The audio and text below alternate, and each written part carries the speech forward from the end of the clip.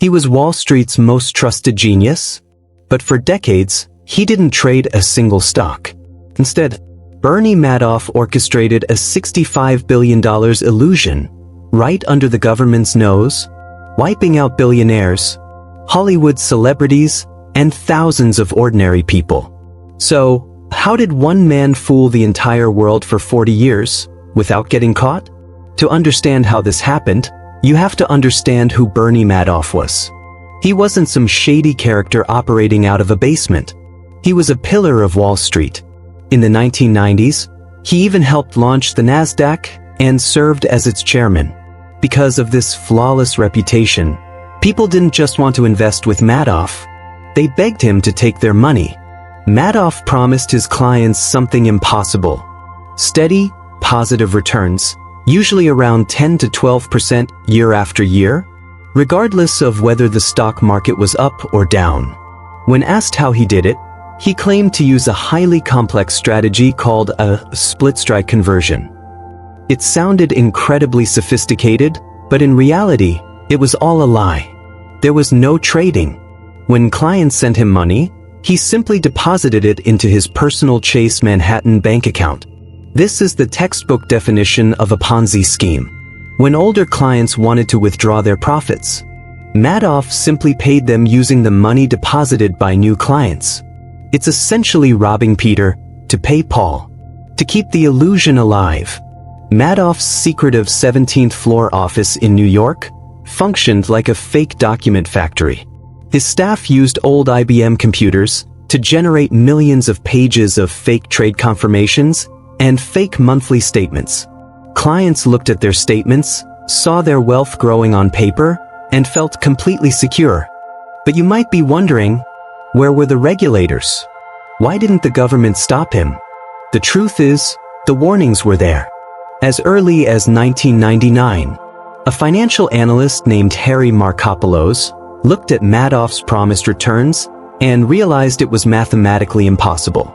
Markopolos sent detailed evidence to the SEC, the Securities and Exchange Commission, multiple times over a decade, flat out telling them that Madoff was running a giant Ponzi scheme. But the SEC investigators were intimidated by Madoff's prestige. They asked him a few questions, accepted his fake documents, and closed the investigations. Madoff's reputation essentially acted as a shield against the law. But every Ponzi scheme has a fatal flaw. It relies on a constant flow of new money. And in 2008, that flow stopped. When the global financial crisis hit, terrified investors rushed to pull their money out of the market. Within months, clients requested over $7 billion in withdrawals from Madoff. But he only had about $300 million left in his bank account. The math finally caught up with him. On December 10, 2008, a broken Bernie Madoff confessed to his two sons that his entire investment advisory business was just one big lie. The next day, the FBI arrived at his apartment. The illusion was over. Bernie Madoff was sentenced to 150 years in federal prison, where he eventually died in 2021. But the damage was already done. Charities were wiped out, retirees lost their life savings, and the financial world was changed forever. The Madoff case is studied today in business schools worldwide because it teaches a harsh reality about human psychology and investing.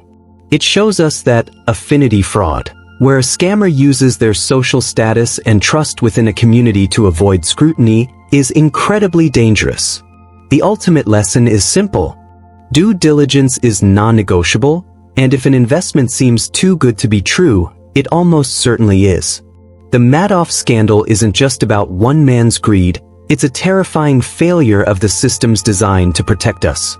Do you think the government regulators were just as responsible for letting this go on for so long? Let us know your thoughts in the comments below. We read every single one. If you found this case study valuable, like this video and share it with someone who finds financial history fascinating. And make sure to subscribe to the channel for more deep dives into the world's biggest corporate scandals. And we'll see you in the next video.